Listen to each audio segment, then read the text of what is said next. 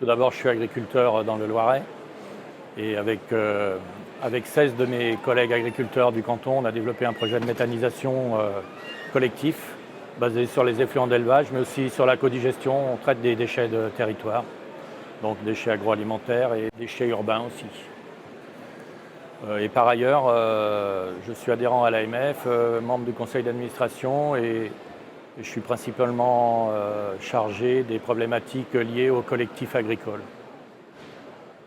Et c'est à ce titre-là qu'on m'a demandé d'intervenir pour présenter la problématique sanitaire liée aux collectifs agricoles. Donc pour faire simple et synthétique, pour présenter cette problématique, il faut savoir qu'il y a une problématique d'interprétation du règlement sanitaire européen au niveau de la gestion des effluents d'élevage en méthanisation.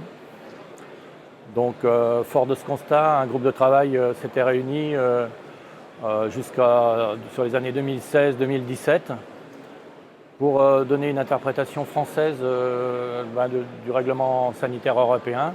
Et on a abouti en avril 2018 à la parution d'un arrêté qui fixait un petit peu le cadre dans lequel les autorités compétentes devaient donner leur avis par rapport à l'installation d'unités de méthanisation et en particulier les unités de méthanisation collective, mais aussi toutes autres unités de méthanisation.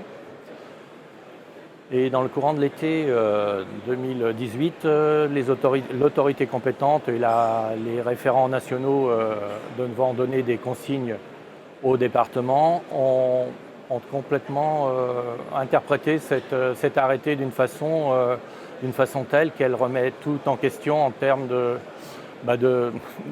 calage d'interprétation qui avait été obtenu par rapport à la parution de cet arrêté d'avril et qui était lié à un consensus de toute la filière, dont les autorités gouvernementales.